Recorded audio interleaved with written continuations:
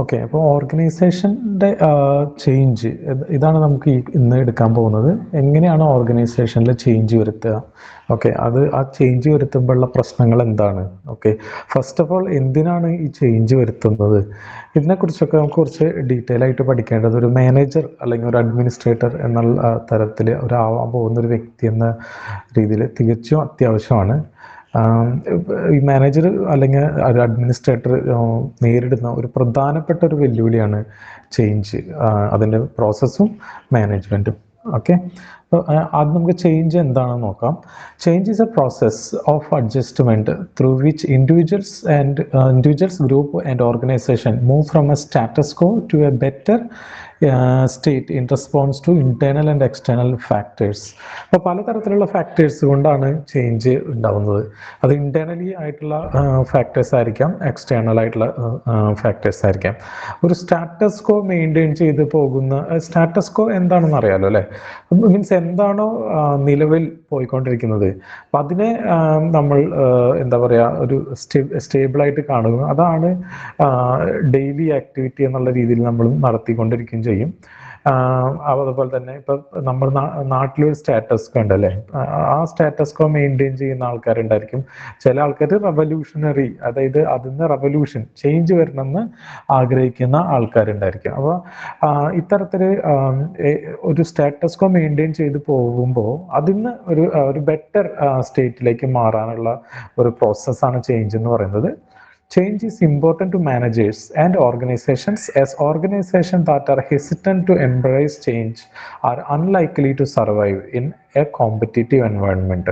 വളരെ പ്രധാനപ്പെട്ടതാണ് ചേഞ്ച് എന്ന് പറയുന്നത്. ഒരു മാനേജർക്കായാലും ശരി, ഓർഗനൈസേഷനിലായാലും ശരി, ചേഞ്ച് വരുത്താതെ വളരെ എന്താ പറയുക, ഹെസിറ്റൻ്റ് ആയിട്ട് ഇരിക്കുന്നവർക്ക് പുതിയ ഫാക്ടേഴ്സ് ഒന്നും അവർക്ക് ഉൾക്കൊള്ളാനും പറ്റില്ല, തീരെ റെലവൻ്റ് അല്ലാതെ ആവുകയും ചെയ്യും. ഓക്കെ, അപ്പോൾ എന്തൊക്കെയാണ് ഈ ചേഞ്ച്, അതായത് ചേഞ്ചിനെ സ്റ്റിമുലേറ്റ് ചെയ്യുന്ന പ്രധാനപ്പെട്ട ഡ്രൈവേഴ്സ് എന്തൊക്കെയാണെന്ന് നമുക്ക് നോക്കാം. ഓക്കെ, അതിൽ ആദ്യത്തെയാണത് എക്കണോമിക് സിനാരിയോ. മാക്രോ എക്കണോമിക്സിൽ ഒരുപാട് വ്യത്യാസങ്ങൾ വരും. ഇപ്പോൾ ഉദാഹരണത്തിന് 2008 ഗ്ലോബൽ എക്കണോമിക് ക്രൈസിസ് വന്നല്ലോ. ഇപ്പോൾ സാമ്പത്തിക മാന്ദ്യം വന്നപ്പോൾ എന്തുണ്ടായി? എല്ലാ കമ്പനികൾക്കും ഇത്ര വലിയ വർക്ക് ഫോഴ്സ് മെയിൻറ്റെയിൻ ചെയ്യാൻ പറ്റാതെ വന്നു, അവരുടെ പ്രൊഡക്ഷൻ കുറയ്ക്കേണ്ടി വന്നു. അത്തരത്തിലുള്ള കാര്യങ്ങൾ നടക്കുമ്പോൾ എന്തുണ്ടാവും?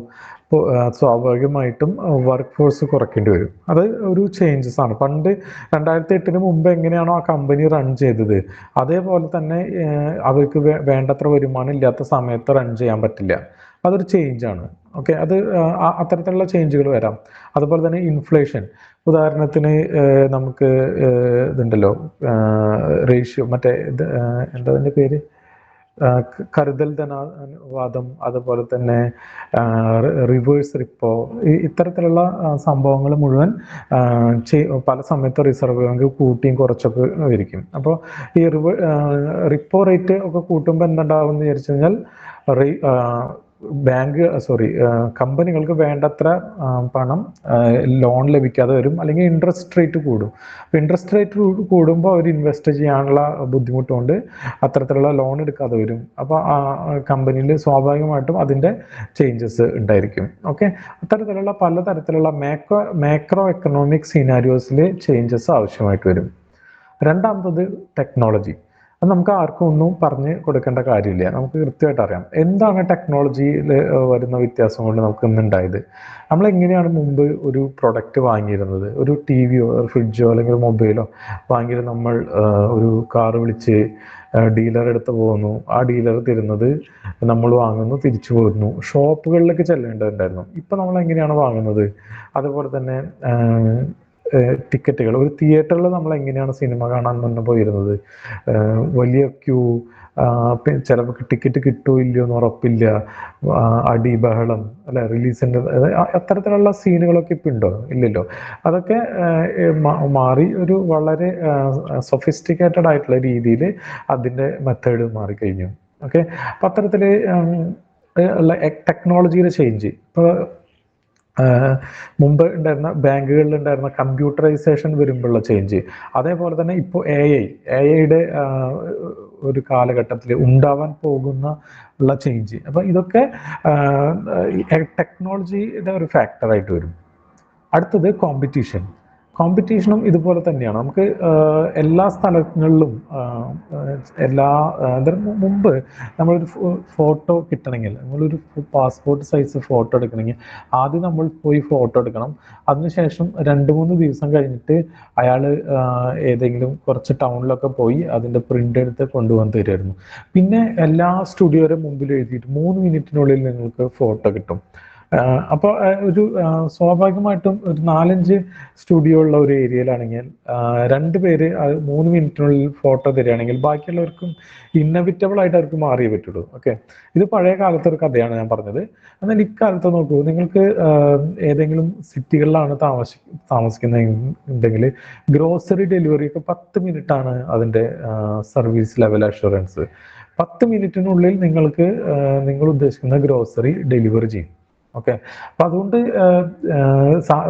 പണ്ട് നമ്മൾ എന്താ ചെയ്തിരുന്നത്, നമ്മൾ തന്നെ വീട്ടിൽ നിന്ന് പുറത്തിറങ്ങി അപ്പുറത്തൊക്കെയുള്ള ഒരു ഗ്രോസറി ഷോപ്പിൽ പോയി നമ്മൾ സാധനങ്ങൾ വാങ്ങി വരികയാണ് ചെയ്തിരുന്നത്. അതല്ല ഇപ്പോഴത്തെ രീതി.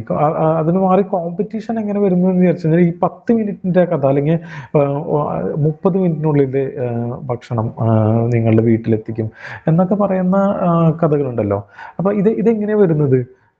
നമുക്ക് അത്രയും ധൃതി ഉണ്ടോ? നമുക്ക് ശരിക്കും ഒരു ഗ്രോസറി സാധനങ്ങളൊക്കെ 10 മിനിറ്റിനുള്ളിൽ നമുക്ക് കിട്ടേണ്ട കാര്യമുണ്ടോ?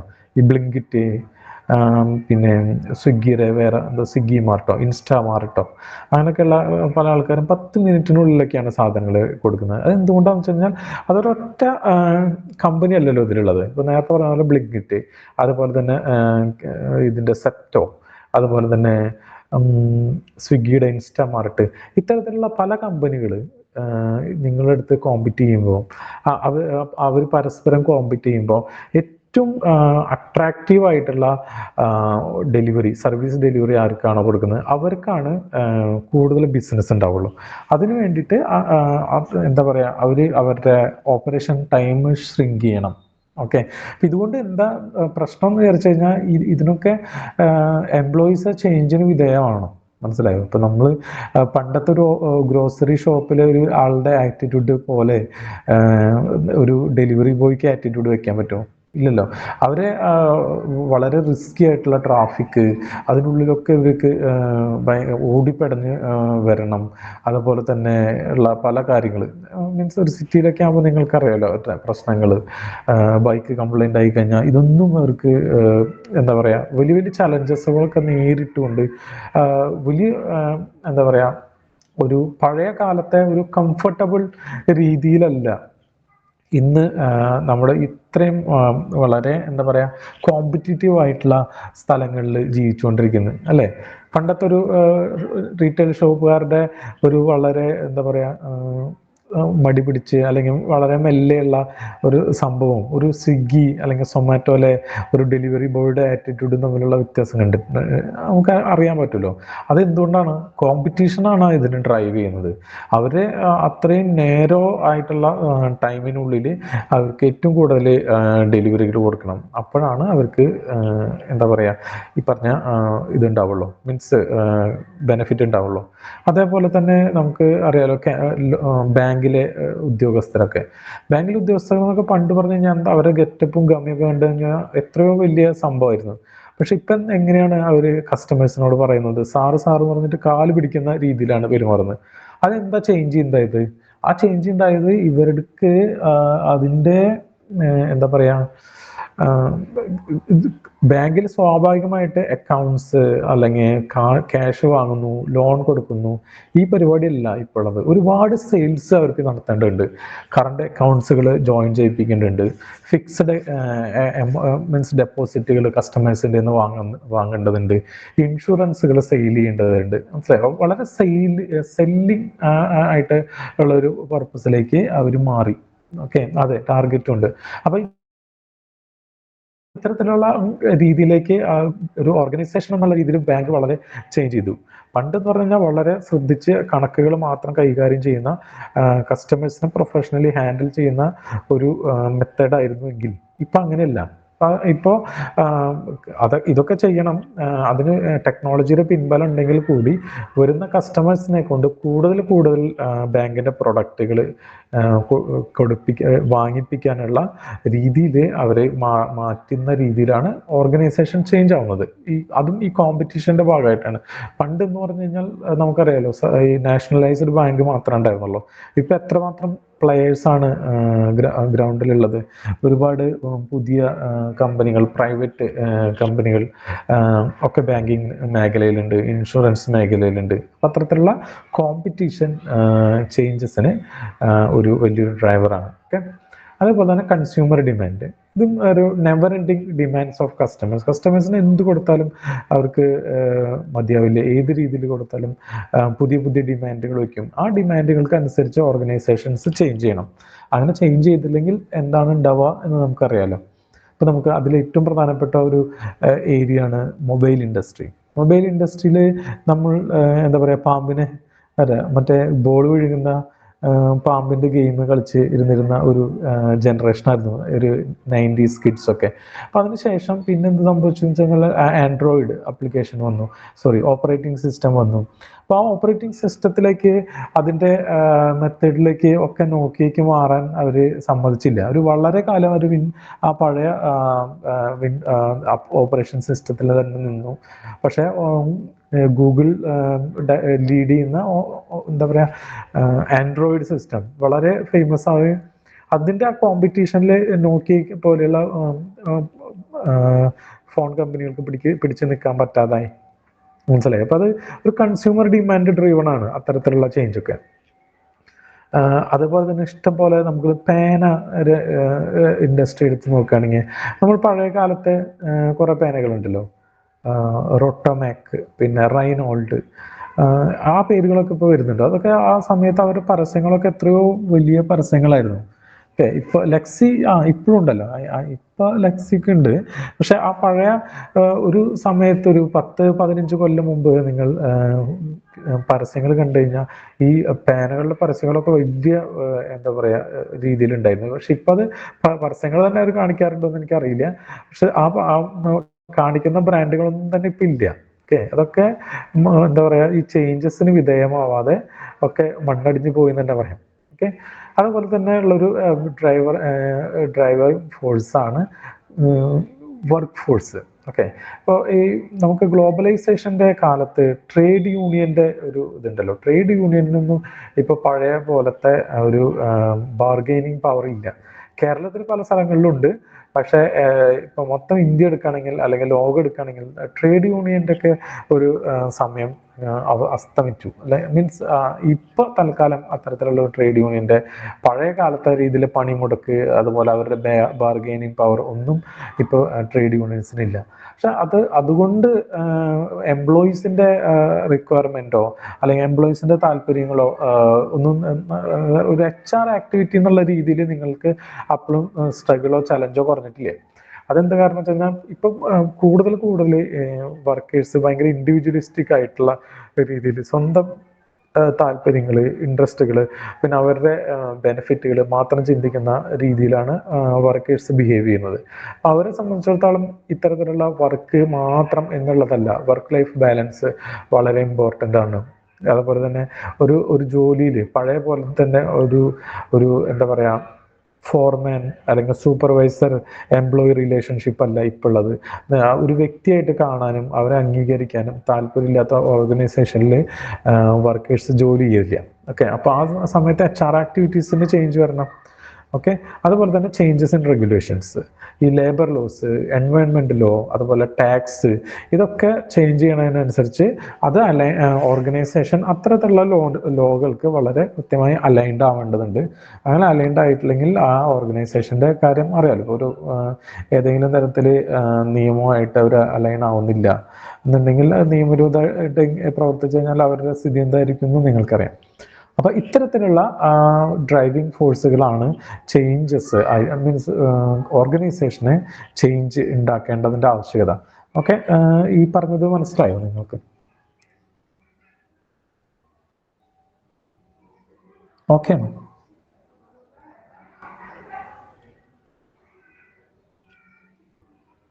ഈ സ്ലൈഡ് വളരെ ഇമ്പോർട്ടൻ്റ് ആണ് കേട്ടോ. ഞാൻ എല്ലാം കൂടി ഒരൊറ്റ സ്ലൈഡിൽ പറഞ്ഞെന്നുള്ളൂ.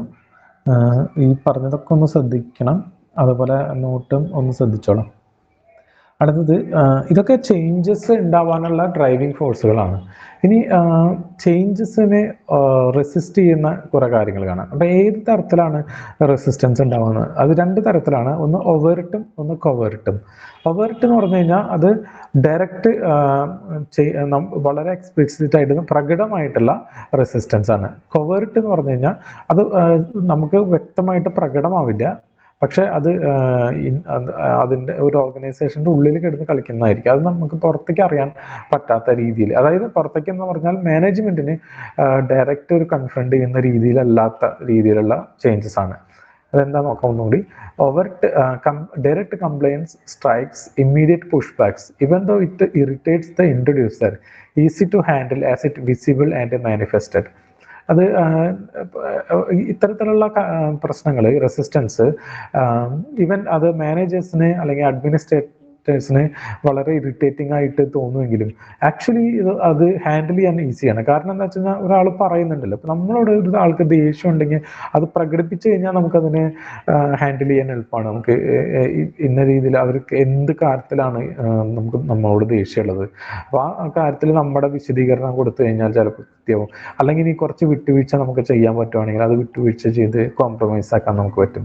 പക്ഷെ വളരെ ദേഷ്യമുണ്ട് ഒരാൾക്ക്, അയാൾ പറയുന്നേ ഇല്ല, പക്ഷെ അയാളുടെ ഉള്ളിൽ ആൾക്ക് തരം കിട്ടുമ്പോഴൊക്കെ നിങ്ങൾക്കെതിരെ ഉള്ള പ്രവർത്തികൾ ചെയ്തുകൊണ്ടിരിക്കുകയാണെങ്കിലോ അത് വളരെ ഡിഫിക്കൽട്ടാണ് മാനേജ് ചെയ്യാൻ. അത് സെയിം പ്രോബ്ലം ആണ് ഈ കൊവേർട്ട് റെസിസ്റ്റൻസിലുള്ളത്.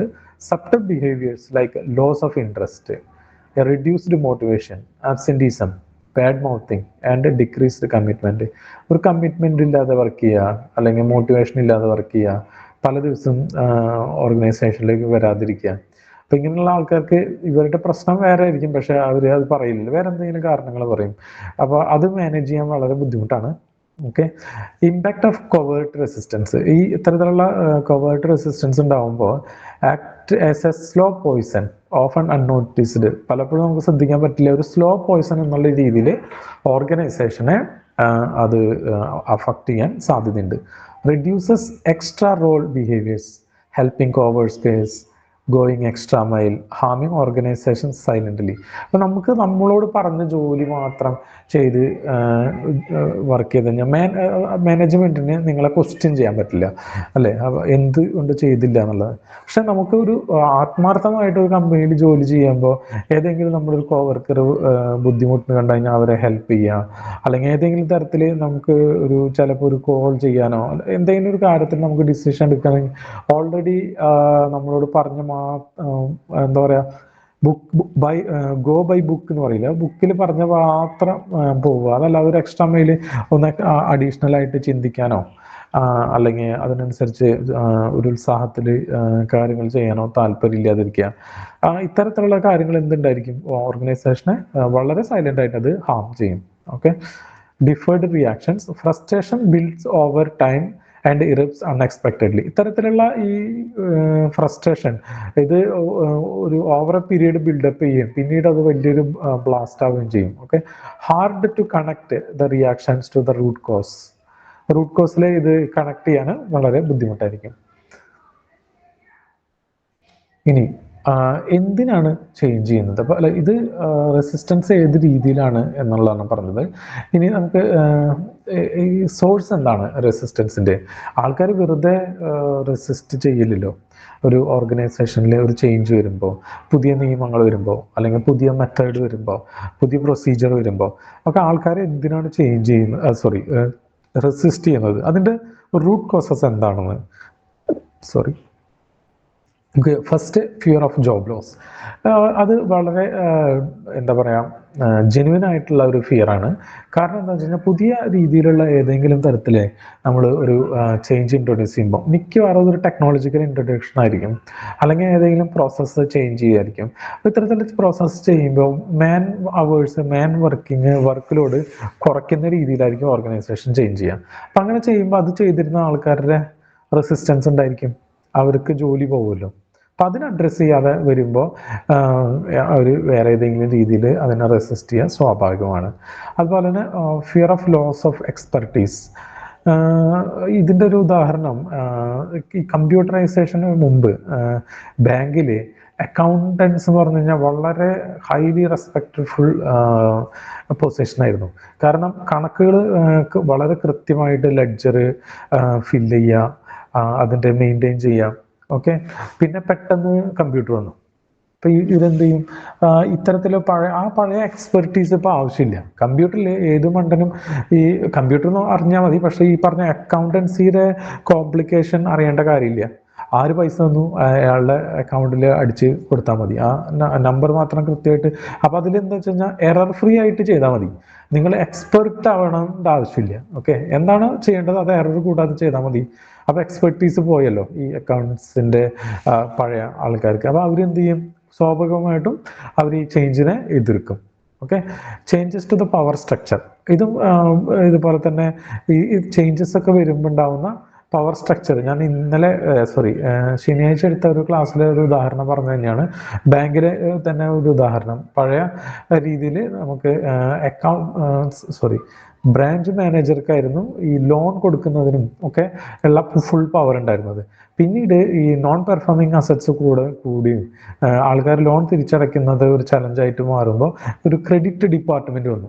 ഈ ക്രെഡിറ്റ് ഡിപ്പാർട്ട്മെന്റ് തീരുമാനിക്കും ആർക്ക് കൊടുക്കണം ആർക്ക് കൊടുക്കണ്ട എന്നുള്ളത്. അപ്പോൾ ഈ ചേഞ്ച് കൊണ്ട് എന്തുണ്ടായത്, പവർ സ്ട്രക്ചർ എന്താ പറയുക റീഡിസ്ട്രിബ്യൂട്ടായി. ഇപ്പോൾ പണ്ട് ബ്രാഞ്ച് മാനേജർക്കായിരുന്നു ഫുൾ പവർ എന്നെങ്കിൽ ഇപ്പോൾ അയാൾക്ക് ഒരു വേരിയബിൾ വന്നു.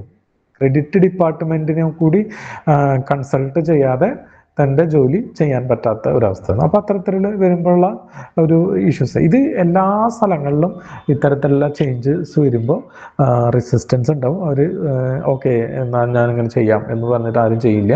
അവർക്ക് സ്വയം പേഴ്സണൽ ബെനിഫിറ്റ് നോക്കും. അതിനനുസരിച്ചുള്ള ഒരു ഇന്റേണൽ പൊളിറ്റിക്സ് ഓർഗനൈസേഷനിൽ ഡെവലപ്പ് ചെയ്യും. അതെങ്ങനെ ഹാൻഡിൽ ചെയ്യുന്നു, എത്ര ഭംഗിയായിട്ട് ഹാൻഡിൽ ചെയ്യുന്നു എന്നുള്ളതാണ് നിങ്ങൾ എത്രയും സ്കിൽഫുൾ ആയിട്ടുള്ള ഒരു മാനേജറാണ് എന്നുള്ളത് കാണുന്നത്. Okay, managing change. പിന്നെ ഇത് എങ്ങനെ മാനേജ് ചെയ്യാം, ചേഞ്ചസ് എങ്ങനെ മാനേജ് ചെയ്യാം എന്നാണ് പറയുന്നത്. അത് ഇതിൻ്റെ ഡീറ്റെയിൽ ആയിട്ട് ഞാൻ അടുത്ത സ്ലൈഡിൽ കൊടുത്തിട്ടുണ്ട്. Open communication. ഫസ്റ്റ് വളരെ കൃത്യമായിട്ട് എല്ലാ ആൾക്കാരുടെ അടുത്തും കമ്മ്യൂണിക്കേറ്റ് ചെയ്യുക. പ്രത്യേകിച്ച് അത് ആർക്കാണോ അഫക്റ്റ് ആവുന്നത് അവർക്ക് കൃത്യമായിട്ട് ഇതിൻ്റെ ഇൻഫർമേഷൻ കൊടുക്കുക. എന്നിട്ട് അവരോട് വ്യക്തമായി ബോധ്യപ്പെടുത്തുക എന്തിനാണ് ഈ ചേഞ്ചസ് വരുത്തുന്നത്. ഓക്കെ, അത് വളരെ പ്രധാനപ്പെട്ടതാണ്. അതുപോലെ തന്നെ ഇത് ചേഞ്ച് ചെയ്യേണ്ട ആൾക്കാർക്ക്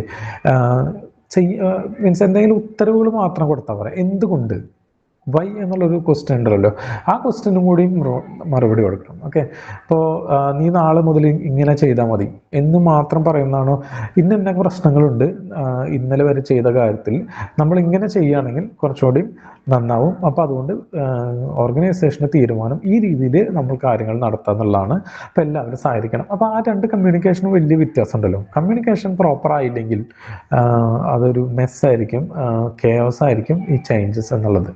ഓക്കെ, അതുപോലെ തന്നെ ഫെയർനെസ്. ഇത് ഫെയർനെസ് എന്ന് പറയുന്നത് ഒരു എന്താ പറയുക, ഇപ്പം ഈ ഇതിൽ കൊടുത്തിട്ടുള്ള ഒരു ഉദാഹരണം എന്ന് പറഞ്ഞു കഴിഞ്ഞാൽ, ഇപ്പോൾ സാലറി എല്ലാവരും കുറയ്ക്കണം എന്നുള്ളത് ഒരു നെസസറി ആയിട്ട് ഒരു ഓർഗനൈസേഷന് വരികയാണെന്ന് വയ്ക്കാം. അപ്പോൾ കുറച്ച് ആൾക്കാരെ കുറയ്ക്കുന്നില്ല, അതൊരു ഫെയർ ട്രീറ്റ്മെൻ്റ് അല്ല. കുറച്ച് ആൾക്കാരുടെ കുറയ്ക്കുന്ന വെച്ചാൽ അവർ ചിലപ്പോൾ വളരെ വൾണറബിൾ ആയിട്ടുള്ള ജോലി എന്തായാലും വേണം എന്നുള്ള ആൾക്കാരായിരിക്കാം, അല്ലെങ്കിൽ ഈസിലി റീപ്ലേസബിൾ ആയിട്ടുള്ള ആൾക്കാരായിരിക്കും. ചില ജോബുകൾക്ക് എന്താ വെച്ച് കഴിഞ്ഞാൽ നമുക്ക് ഒരാൾ പോയി കഴിഞ്ഞാൽ വേറെ ആളെ കൊണ്ടുപോയി ആ ജോബ് ചെയ്യിക്കാം. പക്ഷെ എല്ലാ ആൾക്കാരുടെയും അങ്ങനെ ആയിരിക്കില്ല. ചില വളരെ സ്കിൽഫുൾ ആയിട്ടുള്ള ജോബുകളുണ്ട്, അപ്പോൾ അവരുടെ പേ കട്ട് ചെയ്യില്ല. ഓക്കെ, അതൊരു ഫെയർ ട്രീറ്റ്മെൻ്റ് അല്ലല്ലോ. ഇത്തരത്തിലുള്ള പ്രശ്നങ്ങൾ കൂടി കൺസിഡർ ചെയ്യണം. ഓക്കെ, പിന്നെ participation of all stakeholders. ഇതിലും ഒരു കാര്യം ഇപ്പോൾ മാത്സിലോ ഒക്കെ പറയുന്നത് എന്താ വെച്ചാൽ നമ്മൾ ഇമ്പോർട്ടൻ്റ് ആണ്, നമ്മൾ കൺസിഡർ ചെയ്യുന്നു എന്നുള്ളത് നമ്മുടെ ഒരു ബേസിക് റിക്വയർമെൻ്റ് ആണ്. അതായത് ഭക്ഷണം, സേഫ്റ്റി, ഇതൊക്കെ കഴിഞ്ഞ് നമുക്ക് ഒരു സോഷ്യൽ ബിലോങ്ങിങ് ആണ്. നമ്മളൊരു ഓർഗനൈസേഷനിൽ വർക്ക് ചെയ്യുമ്പോൾ നമ്മളെ ആർക്കെങ്കിലും വാല്യൂ ഉണ്ട്, അല്ലെങ്കിൽ ആ ഓർഗനൈസേഷന് വാല്യൂ ഉണ്ട് എന്ന് നമുക്ക് അറ്റ്ലീസ്റ്റ് തോന്നണം. ഓക്കെ, ആ തോന്നിക്കഴിഞ്ഞാൽ തന്നെ ഒരുപാട് ഇഷ്യൂസ് ചേഞ്ച് ചെയ്യാൻ പറ്റും. മീൻസ് മാനേജ്മെന്റ് അത്തരത്തിൽ ഒരു കൺസിഡറേഷൻ കൊടുക്കുന്നില്ല എന്നുണ്ടെങ്കിൽ അതൊരു വലിയൊരു ഇഷ്യൂ ആയിട്ട് മാറും. ഓക്കെ, അതാണ് ഈ പറയുന്ന participation of stakeholders. Providing training and incentives. കൃത്യമായിട്ട് ട്രെയിനിങ് കൊടുക്കുക. പല ആൾക്കാർക്കും ഇതിൻ്റെ പുതിയ സ്കിൽസ് അഡാപ്റ്റ് ചെയ്യാനും അക്വയർ ചെയ്യാനും സമയമെടുക്കും. അപ്പോൾ അവർക്ക് വേണ്ടത്ര സമയം, അവർക്ക് അതിൻ്റെ ട്രെയിനിങ്ങും വളരെ പേഷ്യൻസോട് കൂടിയിട്ട് കൊടുക്കുക. അപ്പോൾ അതെന്താ വെച്ച് കഴിഞ്ഞാൽ അവർക്ക് ഭയം ഉണ്ടാവില്ലല്ലോ. ഇനി എന്താണാവോ ചെയ്യാൻ പോകുന്നത്. ചില ആൾക്കാർക്ക് കമ്പ്യൂട്ടർ യൂസ് ചെയ്യാൻ അറിയുണ്ടാവില്ല. അപ്പോൾ അയ്യോ ഇനി എങ്ങനെയാണാവോ, ഇത് എനിക്ക് ജോലി ചെയ്യാൻ പറ്റുമോ? ഈ ഒരു ഫിയർ വളരെ പ്രധാനപ്പെട്ടാണ്. പല ആൾക്കാർക്കും എനിക്ക് ആ ജോലി ചെയ്യാൻ പറ്റുമോ, കോൺഫിഡൻസ് വല്ലാതെ നഷ്ടപ്പെടും വലിയ ഡ്രാസ്റ്റിക് ആയിട്ടുള്ള ചേഞ്ചുകളൊക്കെ ആണെങ്കിൽ. അപ്പോൾ അത്ര സമയത്ത് അവരെ മുകളിലേക്ക് എടുക്കുകയും അവർക്ക് കൃത്യമായിട്ട് ട്രെയിനിങ് കൊടുക്കുകയും ചെയ്യാം. അതുപോലെ തന്നെ ഇൻസെൻറ്റീവ്സ്, പിന്നെ അവർക്ക് ബുദ്ധിമുട്ടിനുള്ള അതിൻ്റെ എക്സ്ട്രാ കോമ്പൻസേഷൻ, ഇതൊക്കെ കൊടുക്കാനും കമ്പനി തയ്യാറാണ്, അല്ലെങ്കിൽ ഓർഗനൈസേഷൻ തയ്യാറാണ്. ഓക്കെ, ഇതൊക്കെ നോർമൽ ചേഞ്ചിൻ്റെ ഒരു ഫെയർ മെത്തേഡുകളാണ് പറഞ്ഞത്. അടുത്ത രണ്ടെണ്ണം അത്ര ഫെയർ ആയിട്ടുള്ള മെത്തേഡല്ല. ഇതിൽ ഒരു കാര്യം എന്ന് വെച്ച് കഴിഞ്ഞാൽ മാനിപ്പുലേറ്റഡ് ഫാക്ട്സ്. ഞാൻ ജസ്റ്റ് ഒന്ന് വായിക്കാം. Manipulated fact is an unethical tactic some management use due to reduce resistance to change. They withhold or distort information to make change appear more attractive, issue empty threats like layoffs, coercive cooperation, even without intent to follow through. Also, some organizations make empty threats to coerce the employees into accepting a decision. This approach relies on dishonesty to serve their interest. Okay, ആദ്യം തന്നെ പറയും, means എന്താണോ actually ഉണ്ടാവാൻ പോകുന്നത്. ചിലപ്പോൾ ഒരു situation കുറച്ച് ഹാർഷായിരിക്കും, പക്ഷെ അത് എംപ്ലോയീസിനോട് അല്ലെങ്കിൽ മെമ്പേഴ്സിനോട് പറയാതെ ഈ കാര്യങ്ങൾ ചേഞ്ച് ഇംപ്ലിമെൻ്റ് ചെയ്യും, അതിനുശേഷം നോക്കാം എന്നുള്ള രീതിയിൽ. അത് വളരെ അൺഎത്തിക്കൽ പ്രാക്ടീസാണ്. ഒരാൾക്ക് ജോബ് കൂടുതൽ ചെയ്യേണ്ടി വരും, അല്ലെങ്കിൽ ഇനിയിപ്പോൾ ഒരു ഉദാഹരണത്തിന് ഇപ്പോൾ സാലറി കിട്ടുന്ന വ്യക്തിയാണ്, പിന്നെ ചേഞ്ച് ചെയ്ത് കമ്മീഷൻ ബേസ് ആക്കി. ഓക്കെ, കമ്മീഷൻ ബേസ് ആക്കിയതിൻ്റെ ആക്ച്വൽ ഇൻട്രസ്റ്റ്, കമ്പനിയുടെ ഉദ്ദേശം അയാൾക്ക് കൊടുക്കുന്ന പൈസ കുറയ്ക്കാനാണ്, സാലറിയേക്കാൾ കുറച്ചുകൂടി കുറയ്ക്കാനാണെന്ന് വിചാരിക്കുക. പക്ഷെ എംപ്ലോയിനോട് പറയുമ്പോൾ എന്താ വെച്ച് കഴിഞ്ഞാൽ കമ്മീഷൻ ബേസ് ആക്കുന്നത് നിങ്ങൾക്ക് കൂടുതൽ പൈസ തരാനാണെന്ന് പറയാം.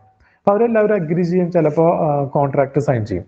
അതിനുശേഷം അവർക്ക് ഓരോ മാസം കഴിയുമ്പോഴാണ് മനസ്സിലാവുക ഈ സാലറിയേക്കാൾ കുറവാണ് കമ്മീഷനായിട്ട് വരുന്നത്. ഓക്കെ, ഇതൊരു മാനിപ്പുലേറ്റിംഗ് മെത്തേഡാണ് മാനേജ്മെൻറ്റിൻ്റെ.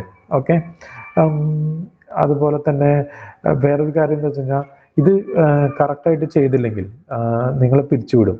ഈ ഇൻസ്ട്രക്ഷൻസ് ഫോളോ ചെയ്തില്ലെങ്കിൽ നിങ്ങളെ പിരിച്ചുവിടും എന്ന് പറയാം. അപ്പം അത് ചിലപ്പോൾ പിരിച്ചുവിടാനായിരിക്കില്ല, അങ്ങനെ പേടിപ്പെടുത്തി ഭീഷണിപ്പെടുത്തി കഴിഞ്ഞാൽ ജോലി പോകുമല്ലോ എന്ന് പേടിച്ച് ചിലപ്പോൾ എംപ്ലോയീസ് അതിനോട് ഒത്തുചേർന്ന് പോകും. അപ്പോൾ അതുകൊണ്ട് എന്താ വെച്ച് കഴിഞ്ഞാൽ അവർക്ക് ആ ചേഞ്ച് ഇംപ്ലിമെൻറ്റ് ചെയ്യാൻ പറ്റും. ഇതും ഒരു അൺഎത്തിക്കൽ പ്രാക്ടീസാണ്. അടുത്ത മെത്തേഡാണ് brute force method. Sometimes management threats are real and they may lay off on non cooperating employees. This approach used as last resort frames the situation: you are either with us or against us, treating those who resist change as adversaries. അതായത് നേരത്തെ manipulating ഫാക്ട്സിൽ ചിലപ്പോൾ ഈ പറഞ്ഞ പോലെ wrong information പറയാം, അല്ലെങ്കിൽ ഒരു intention ഇല്ലാതെ തന്നെ ഭീഷണിപ്പെടുത്തുക. അതായത് ശരിക്കും പുറത്താക്കണം എന്നുള്ള ഇൻറ്റൻഷൻ ഇല്ലാതെ തന്നെ അവർ പറയുന്നത് അനുസരിക്കാൻ വേണ്ടി ഭീഷണിപ്പെടുത്തുന്നതാണ്. പക്ഷെ ലാസ്റ്റ് ഘട്ടത്തിൽ വരുമ്പോൾ ചിലപ്പോൾ ആക്ച്വലി പറയുന്നത് തന്നെയായിരിക്കും. അതായത് പറഞ്ഞ് you are either with us or against, ഒന്നുകിൽ നിങ്ങൾ ഞങ്ങളോടൊപ്പമാണ് അല്ലെങ്കിൽ അഗെയിൻസ്റ്റ് ആണ്. അതിൻ്റെ ഇടയിൽ വേറെ മധ്യത്തിൽ വേറെ ഒരു അഡ്ജസ്റ്റ്മെൻ്റ് ഇല്ല. ഓക്കെ. അതുപോലെ തന്നെ ഈ ചേഞ്ച് ചെയ്യാൻ പറ്റാത്തവരൊക്കെ ഓർഗനൈസേഷൻ്റെ അഡ്വേഴ്സറി ആയിട്ട് അല്ലെങ്കിൽ ശത്രുക്കളായിട്ട് തന്നെ പ്രഖ്യാപിച്ച് അതിനനുസരിച്ചുള്ള രീതിയിൽ കാര്യങ്ങൾ ചെയ്യുകയും ചെയ്യും. അങ്ങനെയാണ് ഈ ചേഞ്ച് ചെയ്യുന്ന മെത്തേഡുകൾ. ഓക്കെ, 6 മെത്തേഡുകളാണ് പറഞ്ഞത്. Managing change effectively, strategies actually. ഇതിലെന്തെങ്കിലും ക്വസ്റ്റ്യൻ ഉണ്ടോ? ഇതൊക്കെ അല്ലേ? സിമ്പിളാണ് ഇതൊക്കെ, വലിയ ടെക്നിക്കാലിറ്റി ഒന്നുമില്ല.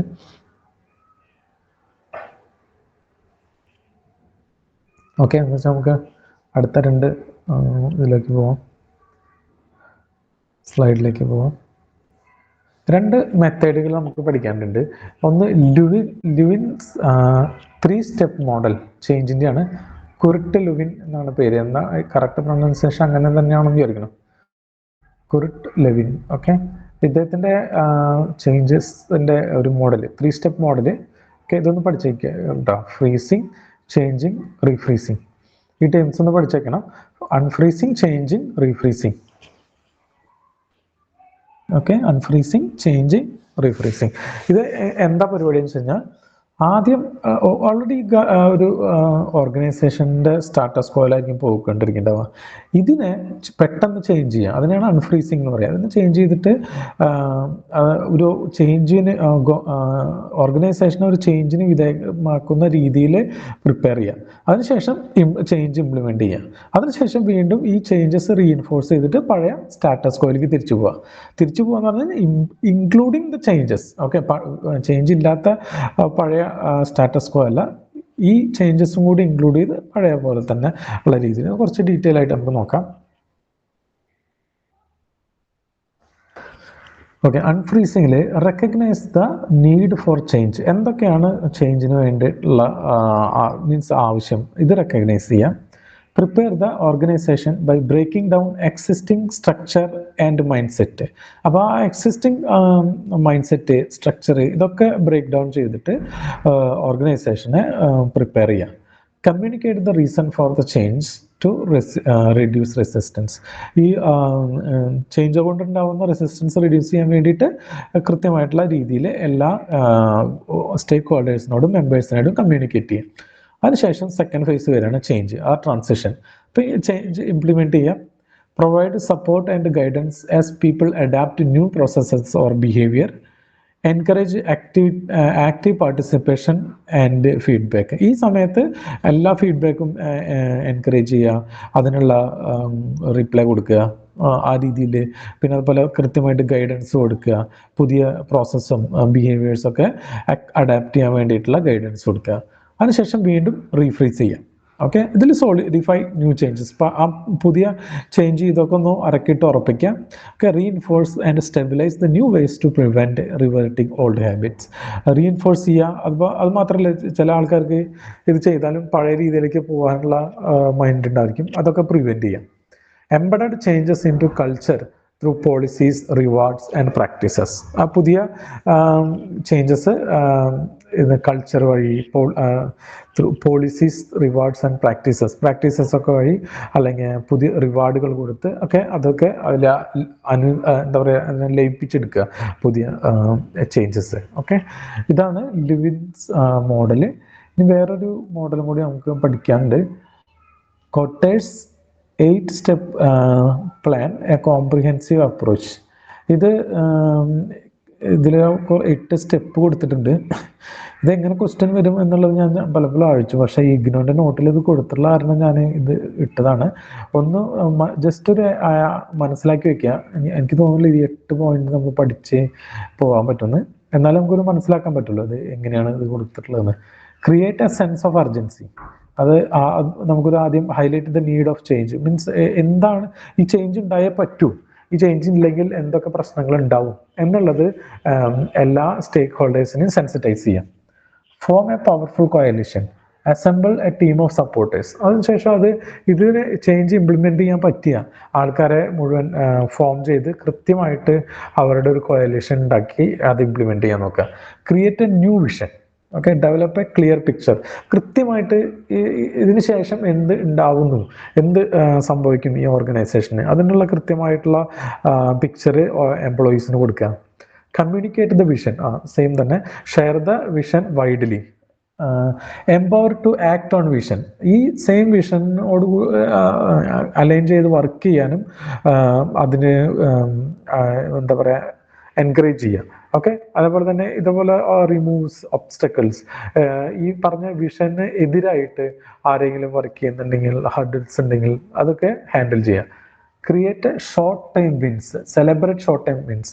ചെറിയ ചെറിയ രീതിയിൽ ആ മാറ്റത്തിന്റെ പ്രകടമായിട്ടുള്ള രീതിയിൽ നമ്മൾ പറയില്ല, നമ്മൾ ഇപ്പൊ നമുക്കൊരു 1000 ആണ് നമ്മുടെ സെയിൽസ് ടാർഗറ്റ് എങ്കിൽ ഇപ്പൊ 100 ആകുമ്പോഴേക്കും നമ്മൾ പറയാം ആദ്യത്തെ 100 നമ്മൾ അച്ചീവ് ചെയ്തിരിക്കുന്നു എന്നൊക്കെ പറഞ്ഞ ചെറിയൊരു എന്താ പറയാ എൻകറേജ്മെന്റ് എല്ലാവർക്കും ചെയ്യുമ്പോൾ മനസ്സിലായി, ഒരു സ്റ്റെപ്പ് ബൈ സ്റ്റെപ്പ് ആയിട്ട് നമുക്ക് എടുക്കാം. അല്ലാതെ കംപ്ലീറ്റ് വിഷൻ ഫുൾഫിൽ ചെയ്യുന്നവരെ ആൾക്കാരെ എന്താ പറയാ വീണ്ടും വീണ്ടും നിർബന്ധിച്ചുകൊണ്ടിരിക്കാതെ ചെറിയ ചെറിയ വിക്ടറീസ് വരുമ്പോൾ അത് സെലിബ്രേറ്റ് ചെയ്യാം. Consolidate improvements, build on gains. അത്തരത്തിൽ ചെറിയ ചെറിയ ഗെയിൻസുകൾ വന്ന് അത് കൺസോളിഡേറ്റ് ചെയ്യുക, എന്നിട്ട് മൂവ് ഓൺ ചെയ്യാം. Okay, reinforce the change, make it stick. ഇത് അത് നമ്മുടെ പഴയ ഇതിലുണ്ടായിരുന്നു. റീഇൻഫോഴ്സ് ചെയ്യുക, അതിനുശേഷം അത് വളരെ എന്താ പറയുക എല്ലാവരും ഫോളോ ചെയ്യുന്ന രീതിയിൽ ഉറപ്പിച്ചെടുക്കുക. ഓക്കെ, ഇതാണ് ചേഞ്ച് മാനേജ്മെന്റിൽ പഠിക്കാനുള്ളത്. കഴിഞ്ഞ ക്ലാസ്സിനെ അപേക്ഷിച്ച് കുറച്ച് സ്ലൈഡ്സ് കുറവായിരുന്നു. എന്തെങ്കിലും ഡൗട്ട്സ് ചോദിക്കാനുണ്ടോ?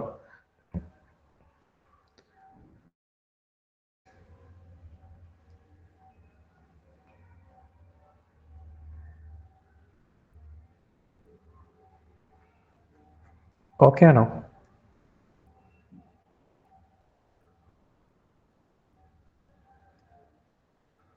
ഓക്കെ, ആരൊന്നും പറയുന്നില്ല, മനസ്സിലായിരിക്കും. ഓക്കെ, ക്ലിയർ ആണല്ലേ? Okay, thank you.